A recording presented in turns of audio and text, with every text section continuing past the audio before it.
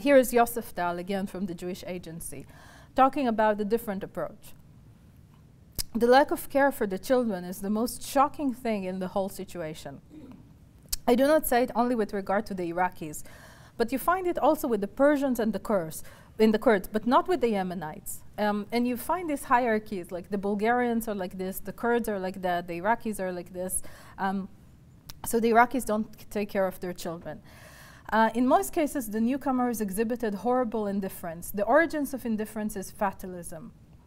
It is apathy whose expression is also in the lack of organization of family life and the life of the individual. So again, very few sympathy, very little sympathy for these children. Now, as I've mentioned before, there were also children who were sent to kibbutzim. And they had to live in socialist communities. From their memoirs, but also from publications within the kibbutz movement, and we have all sorts of leaflets and pamphlets that circulated in the kibbutzim. You know, the kibbutzim were very good in like writing records of what they were doing. So you can sense that there are differences between them. These children thought of themselves often as westernized. They came from middle-class families, they went to schools, but then they come to a society that thought of themselves as not westernized, as Orientals, and had a different model of westernization. So one thing that these kids write about is the holidays. How Jewish holidays all of a sudden were not about religiosity, but got some secular socialist interpretation. So Hanukkah, and you see here in a poster, became the holiday where the mighty Jews rebelled against the Greeks. The holiday of Passover became a holiday where the enslaved Hebrew people rebelled against the oppressive anti-socialist Egyptian regime. And so kids describe how Jews are living in these communities, they're eating bread, which they're not supposed to do, and at the same time they say, well, we're celebrating Passover in our own socialist ways. There were differences of dress codes. And later on, when these kids came back to their parents, they had a lot of issues. Some of them were ashamed of their parents. Again, this is from this movement's newspaper. This is the progressive world mourns the death of Stalin. These are newspapers that were meant for children. This is when the State of Israel turned 3 in 1952. And you see here the soldier and kind of the children at the background. So this is one memoir of David Ben Baruch. And he talks about getting to the dorms in the kibbutz. When we got to our shacks made into dorms, we saw a large picture hanging above the northern window. So when you enter the wooden shack, the photo is immensely obvious. A large man with a thick mustache with the appearance of great leadership. And this is, of course, Stalin. One of the children said, "This must be the father of the kibbutz." For in Iraq, it was common to hang the photo of the grandfather or the father in the living room. We accepted his opinion and decided that this was the father of the kibbutz. And later on, they're being told that, you know, this is Stalin, he's not our father, he's sort of our father, but he's not really our father.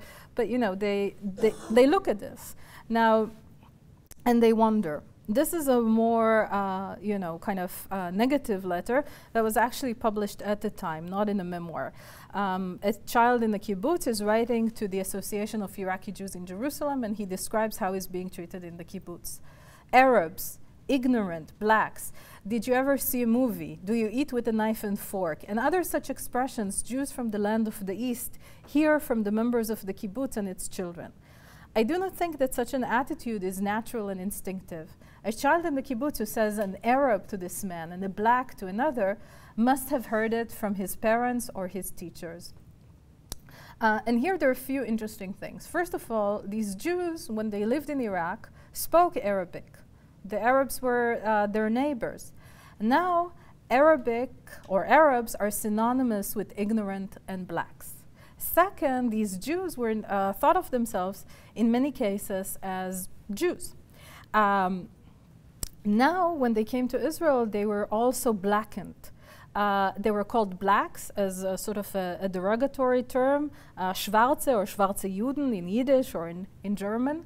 And you find it in their memoirs that people are calling them blacks, but also in reports by state officials. For example, a doctor that visited, a European doctor, a Jewish European doctor that visited these camps in the times of the winters and wrote a lot about malnutrition, said, we're calling them Schwarze Juden, we're calling them black Jews, we're like the Yankees, and I don't mean it in a positive way. And this is in the letter. Now, eventually, these children integrated into the Israeli society. Today, very few call themselves Arab Jews. There was a sense that they were saved by the state, that if they stayed in Iraq, their life would have been miserable. They learned how to speak Hebrew. And especially the young children who only heard Arabic and couldn't read and write accepted Hebrew as their language. So they knew the colloquial dialect, but they didn't know how to read and write in Arabic. Their parents told them that we need to make a living here. The kibbutzim played a role in their socialization, and the second generation really saw himself as Israeli with Hebrew education. And the goal of everybody, the children, their parents, was to survive in the new state. Now I'm going to say here a line about something that dozens and dozens of books were written on and articles. So in the year 1977, 1979, Israel experiences a political shift. The political leadership of Israel changes. It moves from sort of labor Zionism, from a more socialist vision to a more right-wing vision. Cherut, Likud, sort of the right-wing parties. Many people point out that the Israeli elections, up until today, up until the very recent elections, are also ethnic. That the descendants of these Iraqis, and even more so the descendant of North African Jews and Yemenite Jews, tend to vote for right-wing parties, precisely because of these memories of what happened to their parents, and also, especially in the north and in the south of Israel, because the periphery, which is populated mostly by North African Jews, is still very poor. So the Iraqis play a role in this. Some of them still belong to labor, but many of them also take part in this kind of shift to the right. So you can say that they could have moved to the radical left to identify with the Arabs, but what you see actually is a change towards the right. And when you hear people talk about their voting patterns and why they don't vote for labor Zionism or the Labor Party, when you hear people from Middle Eastern countries talk about this experience in the transit camps or in other very difficult conditions in towns in the north or in the south is very obvious. So why all of this is important? Now, thankfully, we don't have transit camps and so forth. So it's important because of this notion of Israeli exceptionalism. People think about Israel as exceptional or as a state where the division is between Jews and Arabs. And in many cases it is. The Arab-Israeli conflict, the situation with the Palestinians is highly important. And I personally think that nothing will change unless something happens in this domain. But on the other hand, with respect to waves of migration, we need to think comparatively, and we need to think about, what happened in this country with respect to, Irish migration and Jewish migration, because the same kind of stereotyping, the same kind of dismissive approach to migrants also happened in Israel with respect to these communities. It's also important for politics today.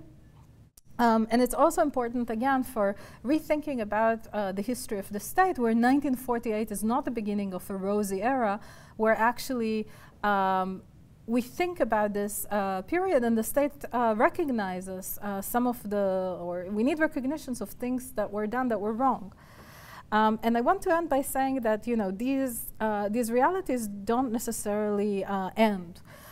So these are images not from Baltimore or Ferguson. This is from Tel Aviv last week of Ethiopian Jews demonstrating against their harsh living conditions. And although these communities are very different, similar complaints that were voiced by Iraqi Jews in the 1950s and are still voiced today about police violence, neglect by the state, lack of education, not turning enough resources, and acting and about sort of interracial Jewish tension although here you see sort of a demonstrator who is not Ethiopian. These demonstrations were joined by also non-Ethiopian Jews, but this kind of idea that racial tensions within the Jewish community matter a great deal is still alive and well in Israel. And again, this is from last week in Tel Aviv. This is one of the largest demonstrations that the country has known in recent years. And this has been globalized. This is a cartoon that is actually being done by an Arab cartoonist about trying to globalize it. And this appeared in The Monitor, which is a very important blog, news blog on the Middle East. So thank you very much for your attention. Thank you for coming, and I look forward to your questions.